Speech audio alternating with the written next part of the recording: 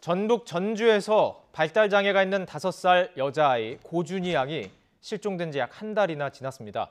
경찰이 열흘 넘게 수색을 하고 전단까지 배포했는데 아이를 본 사람도 없고 CCTV에도 나타나지 않고 있습니다. 경찰은 강력범죄 가능성도 내다보고 있습니다. 자세한 내용 취재기자와 함께 알아보도록 하겠습니다. 백종규 기자. 네, 전북 전주에 나와 있습니다. 5살 어린입니다. 고준희 양. 지난달 18일 실종이 됐습니다. 일단 실종된 상황, 당시 상황을 좀 설명해 주시죠. 네, 발달장애가 있는 5살 고준희 양이 사라진 건 지난달 18일입니다. 외할머니와 함께 살고 있던 전북 전주시 우화동에 있는 한 원룸에서 실종이 됐는데요. 외할머니가 잠시 외출한 사이 혼자 집에 있던 고양이 실종된 것으로 알려졌습니다. 외할머니는 잠시 집을 나갔다 왔는데 고양이 사라진 뒤였다고 진술하고 있습니다. 또 함께 외할머니와 집으로 돌아온 어머니도 고양이 없어진 것을 확인은 했지만 별거 중인 아버지가 데리고 간 것으로 알았다고 말하고 있습니다. 고양은 아버지의 전처 소생이고 외할머니는 사실혼 관계인 양모의 어머니로 올해 초부터 고양을 돌봐왔습니다. 경찰에서 외할머니와 어머니는 아이가 없어진 사실을 인지는 했지만 실종으로 생각하지 않았다고 말한 것으로 알려졌습니다. 없어졌는데 실종된 거를 몰랐다. 실종은 아닌 거로 생각했다. 어머니와 외할머니 진술 정말 이해하기 쉽지 않은 부분이 있습니다. 자, 그런데 고양이 실종된 지 20여일 만에, 그러니까 늦은 시점이죠. 이렇게 실종 신고를 한 이유 무엇입니까?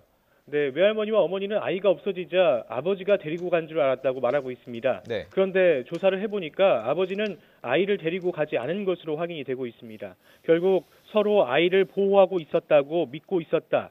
이런 말인데요. 이 부부는 별거 중이라 서로 연락하지 않고 있었고 이 때문에 아이가 실종된 사실을 몰랐다는 겁니다. 그런데 지난 8일, 그러니까 고준희 양이 실종된 지 한 20여일 정도 지나게 돼서 부모가 만나게 됩니다. 이때 아버지가 고양이의 안부를 물었고 누구도 고양을 보호하지 않고 있다는 사실을 알아채고 실종 신고를 했다고 밝히고 있습니다. 이제 부모의 진술인데요. 그런데 아이가 없어진 사실을 서로 몰랐다. 이 진술이 석연치 않아 보입니다. 보통 부모는 아이가 없어졌다면 게다가 또 발달장애도 있었다면 더 백방으로 찾아다녔을 텐데요. 아이가 실종된 사실을 20여일이 지나서 알았다는 진술은 이해하기 힘든 부분입니다. 그렇습니다. 어떻게 20일 동안 전화 연락도 할 수 있었을 텐데요. 경찰이 수사와 함께 수색도 함께 하고 있습니다. 강력범죄 가능성이 조심스럽게 경찰은 내다보고 있다고요?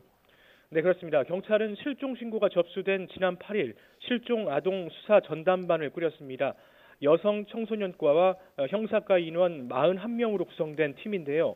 지난 15일부터 수사를 공개 수사로 전환하고 전단 4천여 장을 만들어 배포를 했고요. 방송국 등에도 적극적인 실종 보도를 요청했습니다. 또 고준희 양이 사라진 지점, 그러니까 외할머니의 원룸 주변 CCTV를 분석하고 있습니다. 근데 문제는 실종된 지 한 달이 넘었는데 단서가 하나도 나오지 않고 있다는 겁니다.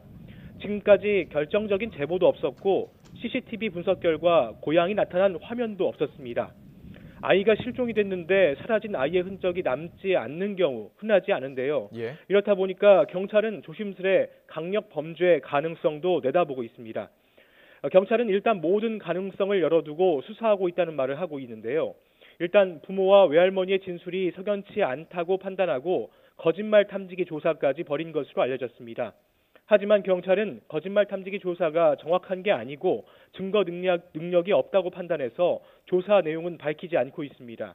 경찰은 강력 범죄 가능성을 조심스럽게 내다보고는 있지만 아이를 찾는 게 우선이고 수사 내용 공개는 신중히 하겠다는 입장을 밝히고 있습니다. 경찰이 이제 그 공개 수사로 전환을 했고요. 대규모 수색도 벌이고 있는데요. 오늘은 어떤 방법으로 수색이 진행이 됩니까? 네, 오전에 수색이 진행됐는데요. 고준희 양의 이동 경로도 또 사건의 단서도 나오지 않자 수색 규모를 늘렸습니다. 일단 주말에도 약 170여 명의 인력이 원룸 인근을 샅샅이 뒤졌고요. 가까운 야산까지 모두 수색했습니다만 역시 고양이의 흔적을 찾지는 못했습니다. 오늘도 경찰과 소방 그리고 의용 소방대까지 220여 명이 투입이 됐습니다. 경찰 헬기로 실종 지점을 중심으로 수색 반경을 넓혀서 하늘에서 수색을 하고 있고요. 소방대원들은 야산을, 경찰은 실종 지점에서 반경 800m까지 수색 범위를 설정해서 탐문 수사와 수색을 함께 벌이고 있습니다. 오늘 오전부터는 인근 저수지 수색도 시작이 됐습니다. 고준희 양이 실종된 원룸에서 가까운 지점에 아중저수지라는 아주 큰 저수지가 있습니다. 고양이 홀로 집을 나와서 저수지 인근을 걷다가 물에 빠졌을 가능성도 있다고 판단해서 저수지 가장자리 얼음을 깨고 수중 카메라로 물속을 탐색하고 있습니다. 소방당국은 저수지 바닥의 시야가 확보되지 않으면 오후에는 수중 음파 탐지기 소나를 이용해서 저수지 가장자리 5m 인근까지 수색한다는 방침입니다. 경찰과 소방은 소나로도 고양이의 흔적이나 단서가 나오지 않을 경우에는 다음 주쯤에 잠수부를 동원해서 수중 수색을 벌인다는 계획도 세우고 있습니다. 예, 건강한 모습으로 찾을 수 있었으면 좋겠습니다.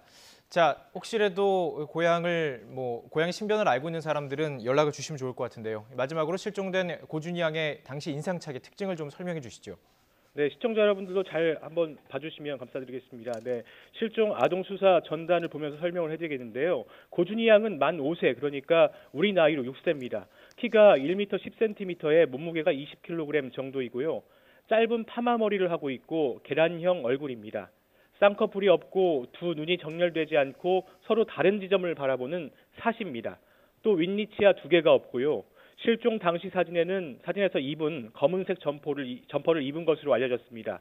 그리고 발달 장애가 있는 것으로 확인되고 있습니다. 하지만 의사소통에는 문제가 없고 자신의 이름과 아버지의 휴대전화 번호까지는 외우고 있습니다.